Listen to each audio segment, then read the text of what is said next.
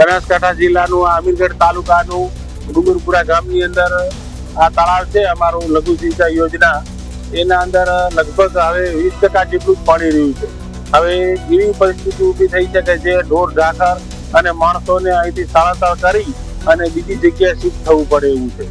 તો સરકારશ્રીને અમારી નમ્ર અરજ છે કે જલ્દીથી જલ્દી સત્વરે બીજા તાલુકાની અંદર જે તળાવ ભરવાની કામગીરી થાય છે એ રીતે અમારા તાલુકાની અંદર અમારા તળાવની અંદર પણ પાણી ભરવાનું ખાસ સૂચન કરવાનું અમારું અરજ છે. ગુજરાત સરકાર દ્વારા અલગ અલગ તાલુકાઓ જિલ્લાઓમાં જળાશયોમાં પાઇપલાઇન દ્વારા પાણી નાખવામાં આવે છે, પણ અમારો તાલુકો અમીરગઢની અંદર કોઈ પણ જળાશયમાં પાઇપલાઇન દ્વારા પાણી નાખવામાં આવતું નથી.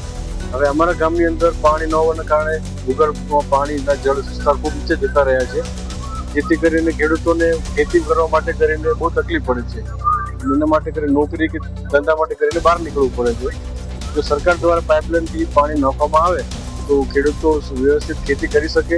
અને છેલ્લા 2 વર્ષથી અમારા વિસ્તારમાં પાણીની બહુ અછત છે. વરસાદ બહુ જ ઓછો પડે છે. વરસાદ ઓછો પડવાના કારણે અમારા જે આ લઘુ સિંચાઈ ડેમ છે એના પાણી ડેમ ભરાતો નથી ને પાણીના તળ બહુ જ ઊંડા વહેલ છે. અને આ વરસાદ જો નહીં પડે અને સરકાર જો અમારા ઉપર ધ્યાન નહીં આપે, આમાં ડેમ પાઇપલાઇન દ્વારા જો પાણી નહીં નાખવામાં આવે તો અમને ઇજ્જત કરવાનો વારો આવશે. અને પાણી બહુ ઊંડા વહેલ છે. અને હવે અમારે જ્યાં 15-20 ફુવારા ચાલતા હતા ખાતની મોટરમાં, અત્યારે 4-5 ફુવારા મથીને ચાલે છે અને પાણીનો ટાંકો પણ મથીને ભરાય છે. અને ઢોરને અને અમને પીવા જેટલું જ પાણી અત્યારે ઉપસ્થિત છે. અને આવતા સમયમાં જો વરસાદ ઓછો પડશે તો અમને ઇજ્જત કરવાનો વારો આવશે. અમીરગઢ તાલુકામાં ખેડૂત અને પશુપાલકો તરફથી મારી સરકારને એક નમ્ર વિનંતી છે કે અમીરગઢ તાલુકાના જે બોર અને કુવાના તળ બહુ ઊંડા ગયા છે અને તળાવની અંદર જે પાણી 10% બચ્યું છે એ પશુઓને પીવા પૂરતું જ છે. એમાં ખેતી માટે કોઈ ઉપયોગ આવતું નથી. અને જે તળ ઊંડા ગયા છે તેના લીધે ઉનાળામાં ઇજ્જત કરીને ખેડૂતો તથા પશુપાલકોને બહાર માલ ઢોર જીવાડવા જવું પડે છે.